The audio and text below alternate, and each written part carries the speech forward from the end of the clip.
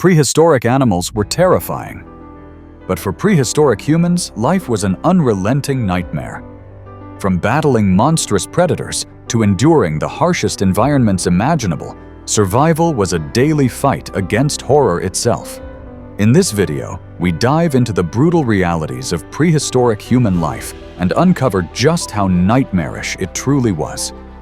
Modern humans are living in an age of unprecedented luxury. With a global life expectancy of 73 years and endless access to technology, medicine, and comforts, it might feel like we've hit the ultimate jackpot of human existence. But our journey to this golden age has been a brutal one. Just a few centuries ago, life expectancy in 18th century France hovered around 30 years. Go further back to classical Greece, and it dropped to 25 years. In the Neolithic period, a bleak 20 years. And if you think that's grim, the lives of some ancient relatives make these numbers look almost luxurious. Homo sapiens have undoubtedly faced struggles, but compared to other human species, we've had it shockingly easy. Evidence of horrifyingly violent deaths regularly emerges from ancient remains, painting a vivid picture of just how savage survival used to be. So next time you're having a bad day, remember this. Some of our ancestors' lives were so brutal that bad day doesn't even begin to cover it. Among all human species that have ever existed, one group stands out for having experienced perhaps the most nightmarish existence imaginable. Recent research has revealed that Homo habilis, who lived around 2 million years ago, faced such extreme mortality rates that most individuals never even reached their teenage years. The average life expectancy, a mere 12 years, more than 6 times shorter than our current average. Even more disturbing, this figure might be optimistic. The study, which examined 26 random specimens, noted a conspicuous absence of infant and newborn remains, suggesting the actual mortality rate was likely even higher. This makes Homo habilis not just an early human species, but quite possibly the most unfortunate one to have ever walked the earth. Which raises the question, what made their lives so incomprehensibly brutal? For Homo habilis, the deck was stacked against them from the start, beginning with their own bodies. As one of the smallest human species ever to exist, they typically stood less than 1.2 meters, or 4 feet tall, making them about 32% shorter than modern humans. In terms of weight, they were even more diminutive, reaching only about 60% of our average mass. This small stature alone made them vulnerable. But to make matters worse, their skeletal structure showed no particular robustness that might have compensated for their lack of size. Their physical challenges were further complicated by their semi-arboreal lifestyle.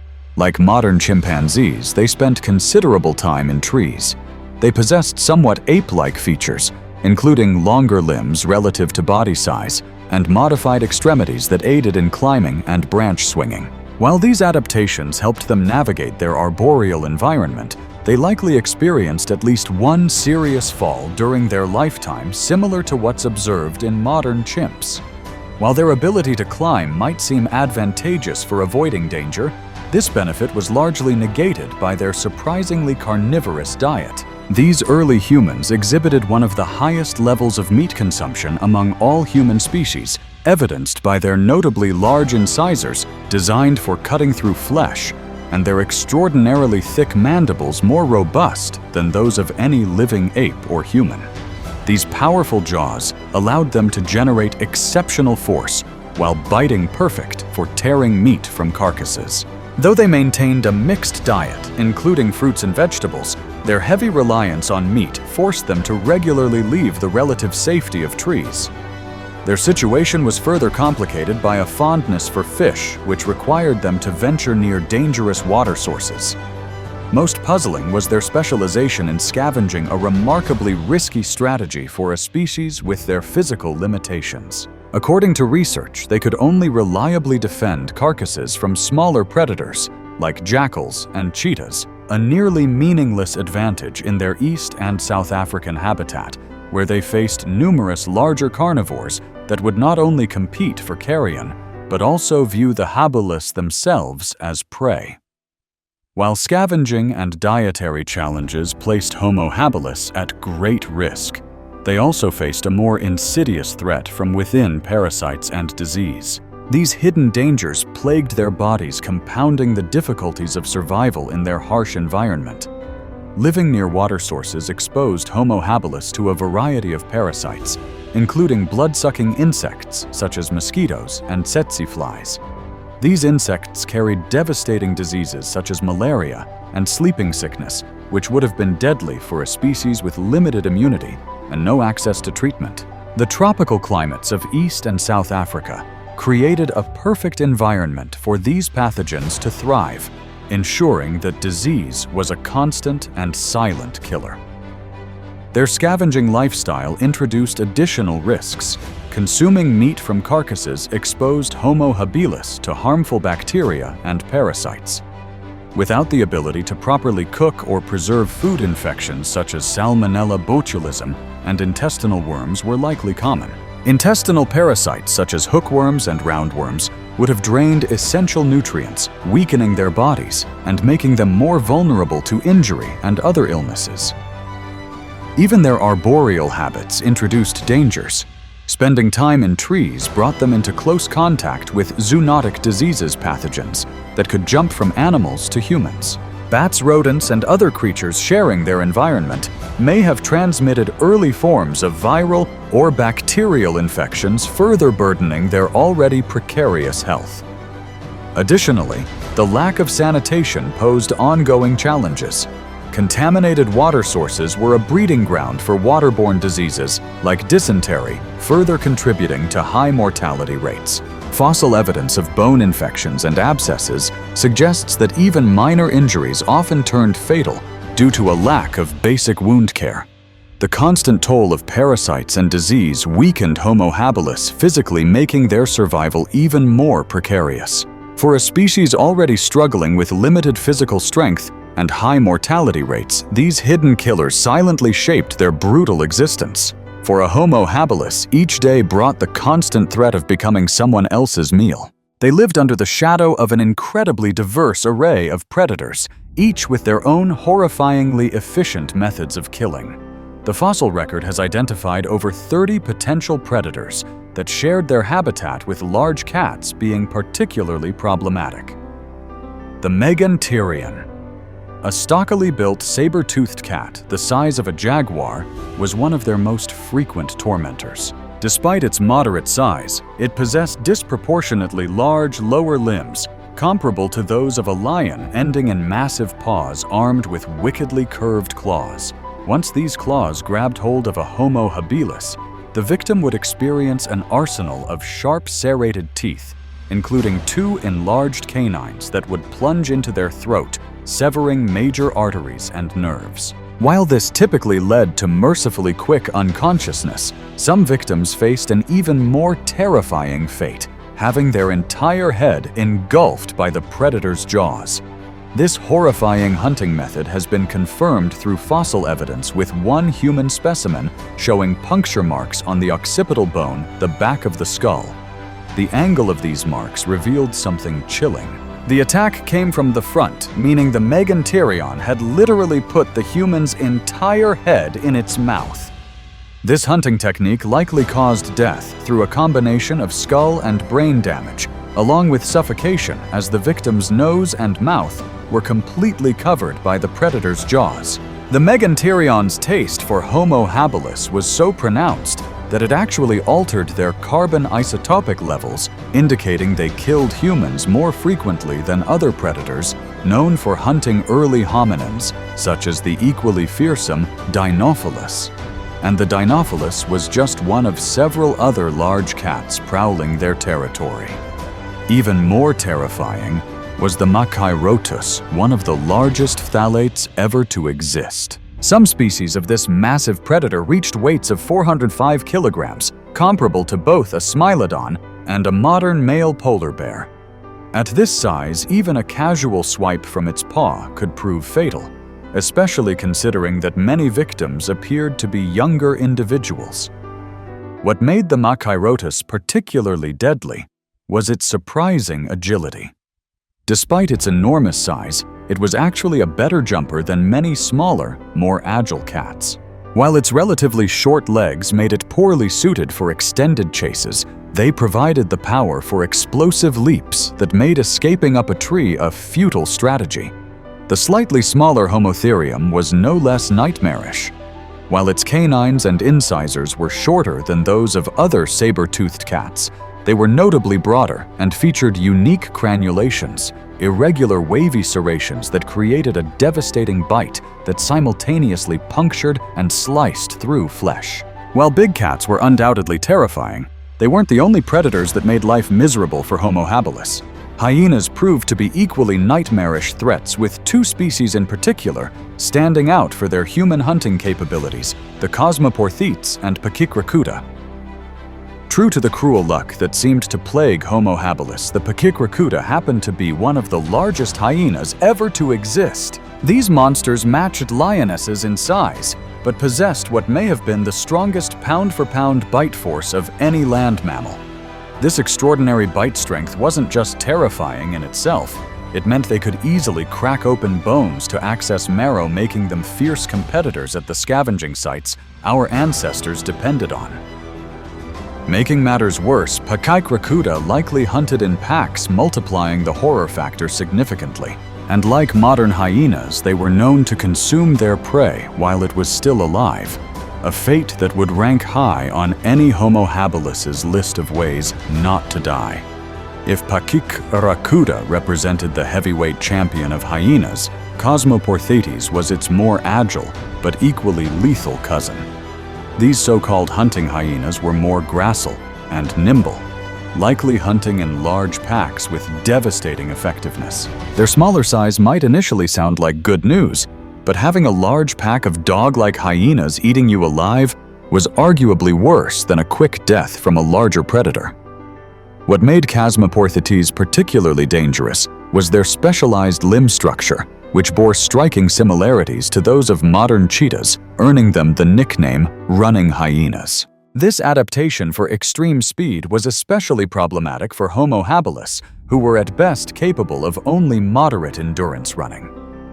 To make matters even worse, these hyenas were hypercarnivores, meaning over 70% of their calories came from meat. Their razor-sharp teeth, peculiarly shaped like those of big cats, made them exceptionally effective predators. As if dangers on land weren't enough, Homo habilis also faced horrifying threats when they ventured near water. Their fishing activities brought them face to face with massive crocodiles that seemed to have developed a particular taste for early humans. Two species stand out in the fossil record: Crocodylus anthropophagus and Crocodylus thorbjarnarssoni.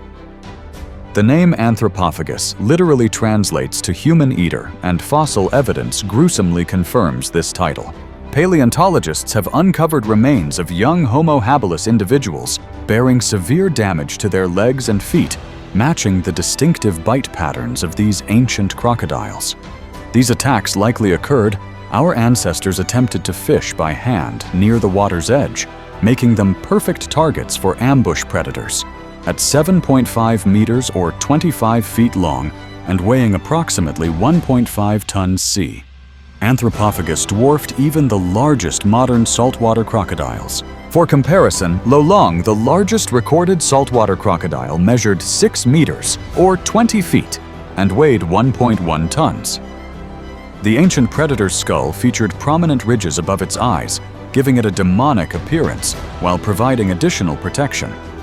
Combined with its armor-like hide, this made it virtually invulnerable to any defense a Homo habilis might attempt. Even more intimidating was Crocodylus thorbjarnarssoni, stretching over 8 meters or 26 feet in length, the largest true crocodile ever discovered. Its broader skull was particularly well adapted for crushing armored prey, like large turtles, but it wouldn't hesitate to seize any unfortunate human who strayed too close to the water. The hunting strategy of both species appears to have been similar ambush attacks, targeting the legs to drag victims into the water, where either drowning or the infamous death roll would finish the job. While predators posed the most immediate threat to Homo habilis, they faced numerous other challenges that made their lives even more difficult. The African Pleistocene environment was unforgiving with dramatic climate fluctuations, forcing them to constantly adapt to changing conditions. During periods of extreme cold and aridity, their mixed dietary strategy became crucial for survival, though it exposed them to greater predation risks. Even seemingly peaceful herbivores posed significant threats. Territorial disputes with prehistoric rhinos, hippos, and elephants could prove just as deadly as predator encounters. Modern hippos alone caused thousands of human deaths annually in Africa, and their ancient relatives were likely no less aggressive. These confrontations would have been particularly frequent around water sources, where Homo habilis needed to venture for fishing and drinking.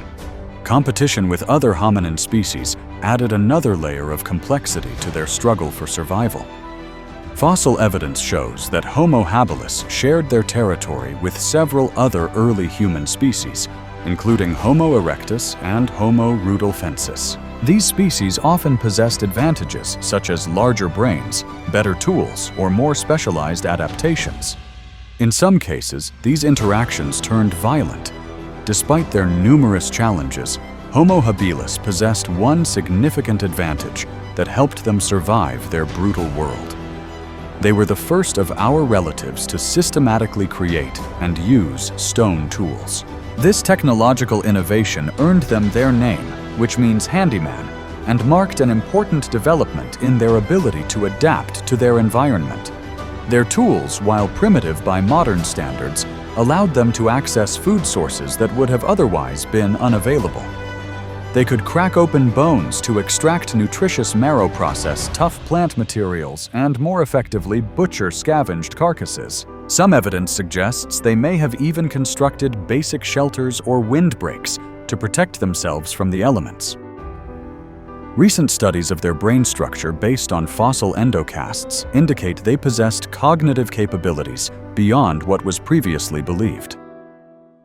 Their brain size, while modest at 600 to 100 cubic centimeters, represented a significant increase from their Australopithecine ancestors. This enhanced cognitive capacity likely allowed them to anticipate threats, plan scavenging strategies, and possibly even develop early forms of social cooperation.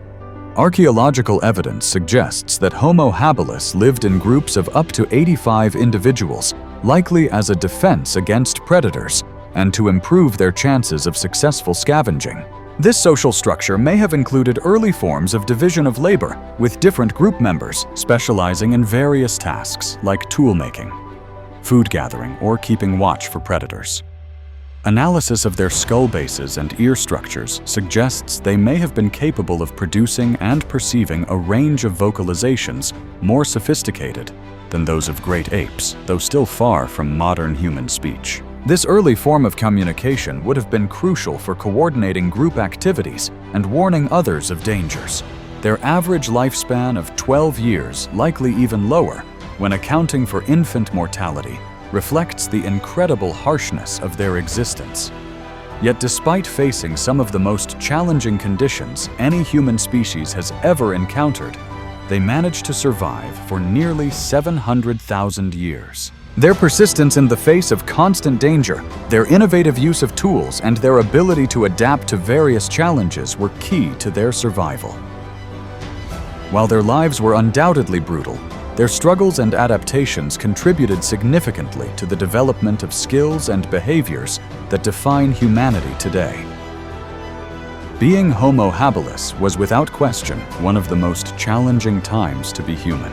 Their world was filled with constant danger from massive predators to environmental challenges, and their own physical limitations made survival a daily struggle. Yet as remarkable as their story is, they were just one part of the fascinating history of early humans. If you thought Homo habilis faced intense challenges, wait until you learn about their distant cousins. Neanderthals, often misunderstood and underestimated, were truly the ultimate freaks of nature. Among all ancient human species, none captivate us quite like the Neanderthals. These resilient beings bore a striking resemblance to us, and shared deep genetic ties, making them not just figures of history, but part of our very DNA. Today, most of us carry fragments of their genes, living echoes of a species that roamed Eurasia between 400,000 and 40,000 years ago in a world of brutal climates and colossal beasts. During the Pleistocene era, the Neanderthals rose to these challenges, cementing themselves as some of the toughest humans ever, with a biology so remarkable it would make them seem almost superhuman by today's standards. From a distance, their anatomical differences to modern humans would not be immediately obvious, with their height being one of the most distinguishing features. Recovered specimens indicate that on average, Neanderthals stood about 14 centimeters, or 5 inches shorter than post-World War II human populations. However, when compared to European populations from 20,000 years ago, Neanderthals were actually equally as tall, if not slightly taller. The tallest known Neanderthal individual, nicknamed Amud Wenisch, is estimated to have been around 1.78 meters, or 5 feet 10 inches in height. Not particularly towering, but still quite impressive for the time. Where Neanderthals truly stand out is in their weight and muscularity. Despite being shorter than modern humans, they were significantly more robust with the average male. Neanderthal weighing up to 83 kilograms or 183 pounds, and the females typically around 66 kilograms or 146 pounds, approximately 20% heavier than their Homo sapien counterparts. The reason for this paradoxical build lies in their incredibly dense and compact skeletal structure. Neanderthal bones were substantially thicker and denser than ours, sometimes even twice as dense, with their shoulders, femurs, chests, arms, and other major joints, displaying a remarkably muscular and powerful appearance. This muscular build was likely an adaptation to their hunting tactics, which involved wielding massive spears to take down large prey such as woolly mammoths, rhinos, horses, and various other megafauna. The sheer strength required to hurl these giant spears with enough force to bring down such massive animals is staggering to imagine. The pronounced muscularity and definition of Neanderthal arms may also point to elevated hormone levels, according to one study. Researchers suggest that Neanderthals likely had high natural hormone levels that contributed to their impressive muscle mass and enabled them to perform remarkable feats of strength, such as carrying up to 27 kilos or 50 pounds of meat over distances as long as 30 miles or 48 kilometers, which is equivalent to walking 138 laps around a soccer field. Adding to this impressive strength, scientists believe that Neanderthal males could have bench pressed up to 200 kilograms or 500 pounds without any training, while the females may have been capable of 160 kilograms or 350 pounds feats that would be considered elite level by today's standards, even for the most dedicated powerlifters. But Neanderthal strength was not just for show. It also granted them incredible durability. Analyses of recovered skeletons have revealed that between 79% and 94% of Neanderthals showed signs of severe healed injuries, ranging from blunt force fractures to traumatic amputations. One particularly gruesome case involves an elderly Neanderthal who in his younger days had lost his right arm, damaged his left clavicle, sustained massive facial injuries that blinded him in one eye, and had his ear canals completely closed off by new bone growth, rendering him deaf in both ears. Yet he somehow managed to survive all of these devastating traumas. This high prevalence of extreme injuries is thought to have stemmed from a combination of Neanderthals' aggressive face-to-face hunting techniques, interpersonal conflicts, and encounters with dangerous predators. Interestingly, the latter seems to have been a common occurrence, with nearly 74% of Neanderthal remains showing evidence of having survived violent animal attacks, mainly from big cats, wolves, and bears. What's even more remarkable is that scientists believe these attacks were not merely predation attempts, but rather the animals defending themselves against the Neanderthal assaults.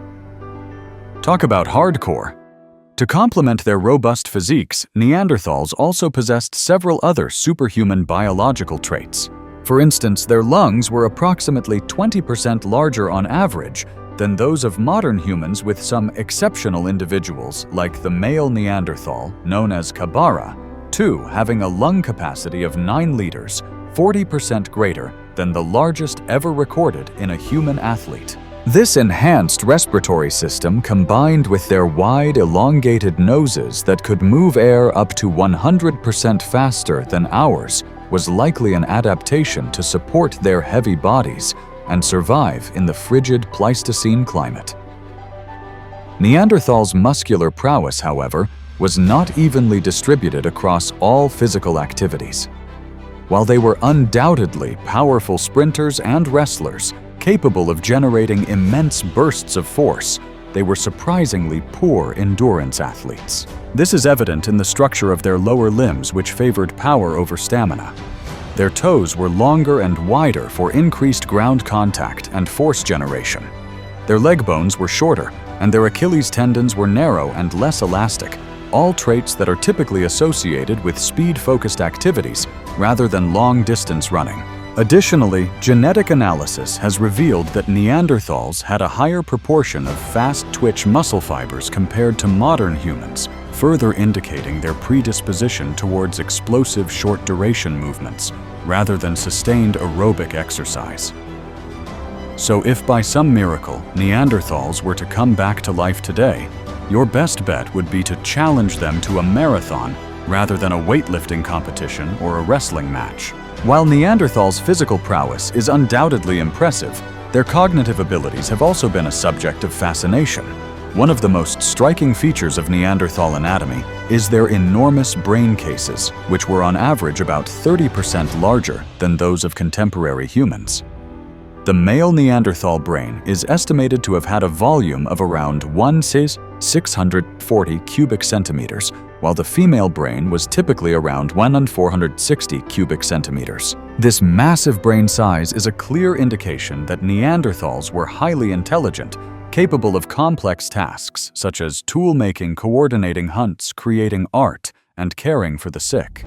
However, their brain structure was quite different from ours, with a more circular bomb-like shape that was adapted to support their large bodies and enhanced sensory capabilities, particularly in the areas of smell and vision. Neanderthal eyes were also remarkably large, about 15% bigger than modern human eyes, which would have provided them with superior night vision and sharper overall eyesight. This improved visual acuity, combined with their enlarged occipital lobes, suggests that a significant portion of their brain power was devoted to processing visual information rather than the more balanced cognitive function seen in Homo sapiens. Despite their impressive brain size, researchers do not necessarily believe that Neanderthals were intellectually superior to modern humans. The structural differences in their brain anatomy may have limited their cognitive flexibility and problem-solving abilities in certain domains, even if they excelled in other areas like spatial reasoning and visual processing. One intriguing theory about Neanderthal intelligence is that their large jaws and teeth were not just for tearing into tough meat and bones, but also served as a third hand of sorts. Some researchers believe that Neanderthals used their front teeth to grip and manipulate various objects, freeing up their hands for other tasks. This hypothesis is supported by the unique wear patterns found on Neanderthal dentition, which suggests they engaged in a lot of tooth-based manipulation that is not seen in modern humans. Another fascinating aspect of Neanderthal biology is their dietary habits. Isotopic analysis has revealed that they were essentially hypercarnivores, with up to 70% of their massive caloric intake coming from meat alone. This would have required them to consume an astounding amount of animal protein and fat to sustain their large muscular bodies. Interestingly, the bulky nature of their teeth may have been an adaptation to efficiently process this predominantly meat-based diet. So what impact does all of this Neanderthal biology have on modern humans? Well, the short answer is not as much as you might expect. Despite the widespread presence of Neanderthal DNA in contemporary populations, most studies have failed to find any significant effects on physical attributes or athletic performance. While there are a few emerging studies suggesting potential impacts on our systems, the scientific consensus remains that Neanderthal DNA typically only has subtle, if any, influences on modern human traits. That said, the sheer amazement surrounding Neanderthal biology and capabilities is a testament to the incredible adaptations that allowed these archaic humans to thrive in their harsh environments. They were true superhumans in many ways, possessing physical and cognitive traits that would be considered extraordinary even by today's standards. One intriguing aspect of Neanderthal biology that deserves further exploration is the remarkable development of their sensory systems, particularly their vision and olfaction. As mentioned earlier, Neanderthal eyes were approximately 15% larger than those of modern humans, providing them with superior visual acuity and night vision capabilities. This enhanced visual prowess was likely a critical adaptation to the low-light conditions and visual challenges of their Pleistocene environment. Imagine being able to spot prey or potential threats from much greater distances, or having the ability to navigate the darkened forests and caves with ease. This visual advantage would have been a significant boon for Neanderthal hunting and survival strategies. But it wasn't just their eyes that set Neanderthals apart. Their olfactory system was also remarkably advanced, with larger nasal cavities and a greater proportion of their brain dedicated to processing scent information. This heightened sense of smell would have been invaluable for tracking prey-detecting predators and navigating their surroundings using olfactory cues. Researchers speculate that Neanderthals may have even used their sense of smell to communicate and convey important social and emotional information, much like many other mammals do. The ability to detect and interpret subtle scent signals could have played a crucial role in Neanderthal social dynamics, group cohesion, and even mating behaviors. Furthermore, this enhanced olfaction may have provided Neanderthals with a better understanding of their environment, allowing them to detect changes in air currents, identify the presence of water sources, or even sense approaching storms. In the harsh, unpredictable world of the Pleistocene, such sensory advantages could have been the difference between life and death. Interestingly, the development of Neanderthal sensory systems may have come at the expense of certain cognitive functions. As mentioned earlier, their brain anatomy was adapted to support these enhanced perceptual capabilities, with a larger proportion of brain regions dedicated to vision and olfaction. This could have led to a relative reduction in the cognitive resources available for other higher-order functions, such as abstract reasoning, language processing, or social cognition. This trade-off between sensory and cognitive specialization is a fascinating area of inquiry, as it highlights the unique pressures and compromises that shaped the Neanderthal mind. It's possible that their remarkable sensory prowess allowed them to thrive in their environment, but may have also limited their cognitive flexibility and problem-solving abilities in certain domains compared to modern humans. And while Neanderthals are often portrayed as brutish cave-dwelling hominids, recent archaeological evidence suggests that they were far more technologically advanced and innovative than previously thought. One of the most fascinating aspects of Neanderthal culture is their sophisticated tool-making capabilities, which played a crucial role in their ability to survive and thrive in the challenging Pleistocene environment. Neanderthal tools were not just crude implements, but rather highly specialized and well-crafted instruments designed for specific tasks. They were masters of flint-knapping, a technique that involves carefully shaping and sharpening stone to create specialized tools and weapons. These tools ranged from cutting and scraping implements for butchering and processing animal hides to specialized spear points and javelin tips used for hunting large prey. What's truly remarkable about Neanderthal toolmaking is the level of complexity and innovation involved. They demonstrated an understanding of material properties such as fracture patterns of flint, and were able to create highly specialized tools with intricate designs tailored to their needs. This level of technological sophistication suggests that Neanderthals possessed advanced cognitive abilities, including the capacity for abstract thought problem-solving, and even a rudimentary form of engineering. But Neanderthal innovation went beyond just stone tools. They also demonstrated the ability to create complex and diverse forms of art, including cave paintings, engraved jewelry, and even musical instruments. The discovery of Neanderthal flutes carved from the bones of large animals provides compelling evidence that they had a sophisticated understanding of acoustics and a keen appreciation for music and artistic expression. Furthermore, Neanderthals were not just consumers of resources, but also skilled producers. They demonstrated the ability to control fire, which they used for a variety of purposes, including heating, cooking, and even the heat treatment of stone tools to improve their durability and effectiveness.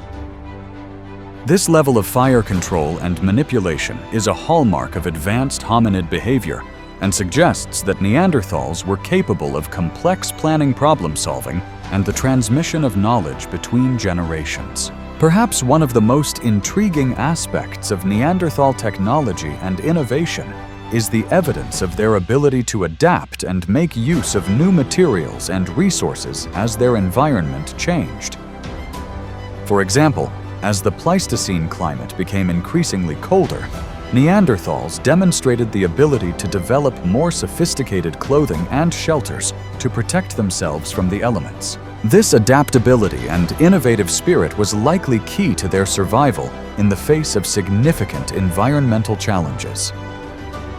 As the climate fluctuated and the availability of resources changed, Neanderthals were able to respond by developing new techniques and technologies to ensure their continued success.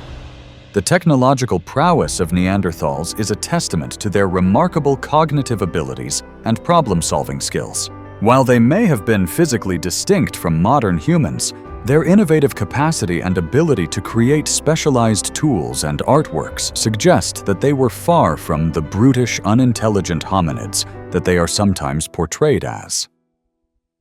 In addition to their remarkable physical and cognitive abilities, Neanderthals also demonstrate a surprising level of social complexity and behavioral sophistication that challenges the long-held stereotypes of these archaic humans. The discovery of Neanderthal burials, many of which include grave goods and evidence of ritual practices, further suggests that they had a deep understanding of mortality and a sense of the spiritual or symbolic importance of their dead.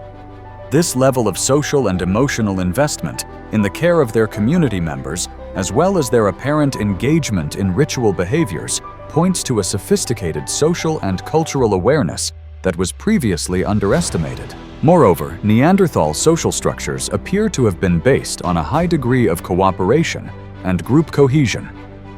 Evidence from archaeological sites indicates that Neanderthals often engaged in coordinated hunting and foraging activities, suggesting a level of strategic planning and division of labor that would have been crucial for their survival in the harsh Pleistocene environment.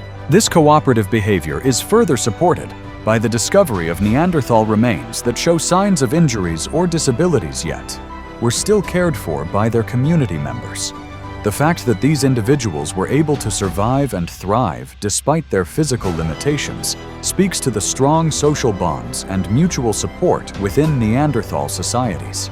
In addition to their close-knit community structures, Neanderthals also appear to have had a sophisticated system of communication and language. While the exact nature of their linguistic capabilities is still a matter of debate, the size and complexity of their brain structures, as well as the evidence of their technological and cultural achievements, suggest that they were likely capable of more advanced forms of communication than previously assumed. One intriguing hypothesis is that Neanderthals may have used a combination of verbal and non-verbal communication methods, including the use of gestures, facial expressions, and even olfactory cues to convey information and coordinate their social interactions. This multifaceted communication system may have been crucial for maintaining the cohesion and cooperation within their tight-knit social groups. Furthermore, the discovery of Neanderthal artifacts that appear to have been used for symbolic or decorative purposes, such as engraved jewelry and shells, suggests that they may have also engaged in more complex forms of social and cultural expression. These symbolic behaviors, often considered a hallmark of modern human cognition, challenge the notion that Neanderthals were simply primitive instinct-driven hominids. As Neanderthals stood at the peak of human biology, thriving in the harsh conditions of the Ice Age, with unparalleled strength and resilience, they were not without their formidable adversaries. Among these were the dire wolves, woolly rhinoceroses, mammoths, wild horses, and the terrifying short-faced bears. In the annals of human history, there exists a chapter so catastrophic it nearly erased us from existence. Around 900,000 years ago, humanity faced a cataclysmic event that decimated 99% of our population, leaving less than 1/300 survivors. They struggled to endure a world reshaped by unforgiving forces. This wasn't merely a fight for survival, it was a primal battle against nature itself. Even today, the effects of this enigmatic catastrophe linger in our genetic code. Yet the cause of this near-apocalyptic event remains one of history's most intriguing mysteries. Scientists did a deep dive into the past and revealed that this devastating event and monumental die-off resulted in the extinction of about 98.7% of the population. In other words, a surviving population of just 280 people was left after the chaos. Just so you know, this scenario is pretty much how it was for extinct species like dinosaurs and other animals that were wiped off the face of the Earth. Usually, there are always survivors after some planetary devastation event. Still then, even these survivors eventually die off in the aftermath due to overwhelming hardship, falling prey to predators, and a whole of other factors. At this time, humanity was pushed to the brink of extinction, and the survivors merely escaped total annihilation by a hairline. Following their decline in numbers, the critically low population had to endure for another 100,000 years, 117,000 years, to be precise, before they could witness a turnaround. Luckily, when this deadly incident took place, things were in their early stages, and even the genes of these ancient ancestors weren't as advanced as they are today. However, an in-depth analysis of over 3,000 modern human genomes showed that there should have been a lot more genetic disparity than we have today. Just in case you're wondering how all of this mysterious history came to light, it's thanks to a recent study that suggests humanity had lost a bunch of its genetic code due to a major catastrophe that occurred thousands of years ago. This study proved that something happened around 60,000 years ago that destroyed a major portion of humanity, thereby greatly limiting our genetic diversity today. Initially, the catastrophe was assumed to be a massive volcanic eruption that occurred 74,000 years ago in the Toba supervolcano. This theory proposed that the eruption was so violent, with an explosive power 10,000 times that of the Hiroshima bomb blast. Such a monumental volcanic blast caused a severe change in climate and weather that nearly wiped off all our species. However, as research deepened, scientists realized that the Toba eruption didn't cause such a profound effect on humanity or the climate overall as projected. Fossil evidence shows that the actual evolutionary bottleneck occurred about 900,000 years ago. As to the causative agent, it has been traced back to a major shift in climate change, and many fingers in the scientific community have been pointing fingers at the Middle Pleistocene transition event as the main reason behind this megaclimatic change. The Middle Pleistocene transition event was one remarkable event that left experts with many unsolved questions about the Pleistocene era. This transition event was when the short 40,000-year glacial cycle that dominated the Earth changed to a longer one, reaching up to 100,000 years. You see, before this time, the Earth's polar regions were characterized by thin ice sheets, but then afterward, these were replaced by thick ice sheets. The shift was quite intriguing, and the fact that it occurred around 900,000 to 1 million years ago, the same time this mega-die-off occurred, makes many experts believe it was the real reason for the near extinction. At one point within the transition, the Earth's climate became extremely cold, and much drier conditions developed throughout Africa and Eurasia. affecting both human and animal species that existed at the time. Creatures may have been forced to adapt to extreme weather and diet changes, and only a few species would have been able to adapt to such drastic changes in such a short amount of time. But in any case, humans at the time may have had it worse, as these ancient Homo species barely had any knowledge of fire, which they could have used for cooking or warming themselves at least. Evidence of fire as a tool dates back to 800,000 years ago, so these ancient humans had to fight the cold the hard way. Some theories suggest the lack of fire was one reason for the great number of deaths, and also suggest that the discovery of fire 100,000 years later was what prevented the total extinction of humanity.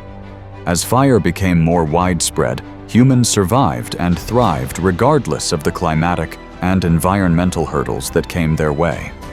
Thanks to this, our numbers slowly climbed so much so that as of 83,000 years ago, the human population had increased by over 2,000%.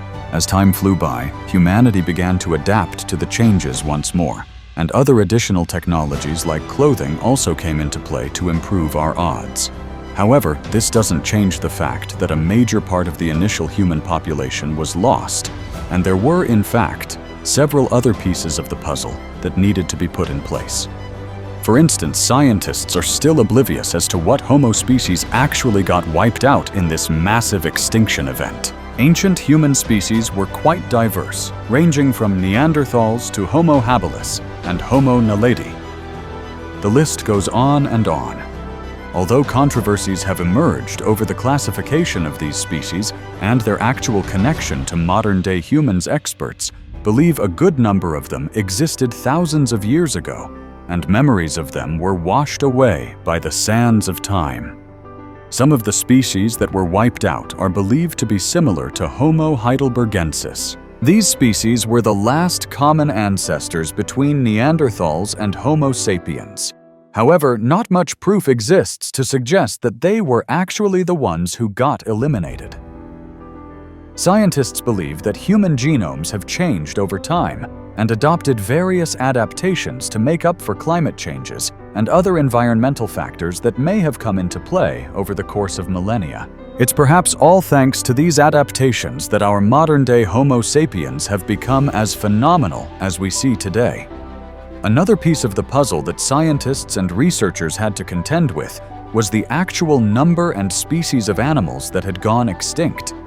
You see, while our ancestors may have made it out of this chaotic event in one piece, some animal species weren't so lucky as they were entirely wiped out. The list includes various genera of pumas and prehistoric predators, like the Meganterion and the Xenotzion.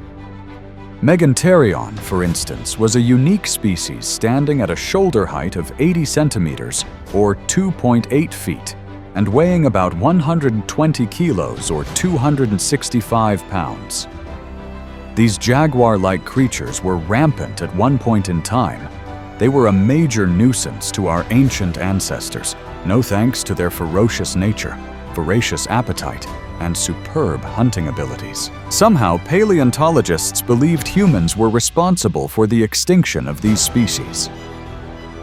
But this new research suggests this notion isn't entirely true. Meganterion, just like many other animals, may have been wiped out due to this same extinction event that occurred 900,000 years ago.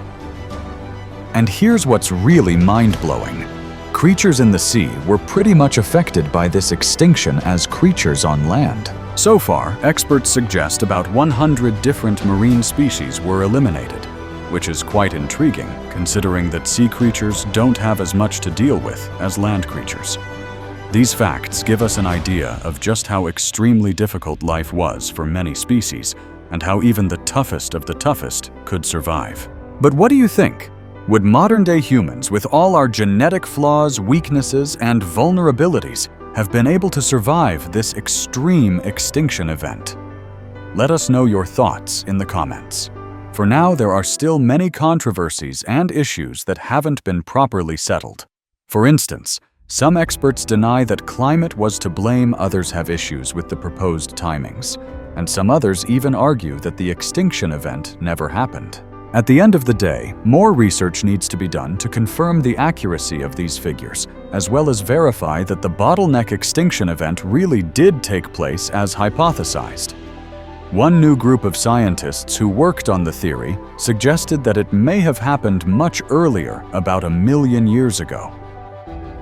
But then again, another study has reconfirmed the earlier date of 900,000 years ago. Though this third study believes that climate conditions weren't enough reason for 99% of the human population to disappear from the face of the Earth. From mass migration to mutation, several new additional causes have been theorized as to why this extinction happened. These are just some of the many discrepancies that have popped up over the years since the initial research came to light. Hopefully, we'll get answers to these in the coming years as more research is done on the topic. But until then, we're just grateful our ancestors made it out alive of this near-extinction event. While a fraction of our ancestors made it out alive, the creatures in this video were not so fortunate. Check out this video to learn all about them. Bye for now. Like this video, share it with those who still seek beyond the surface, and subscribe to Erawake, where forgotten truths awaken and lost wisdom speaks again.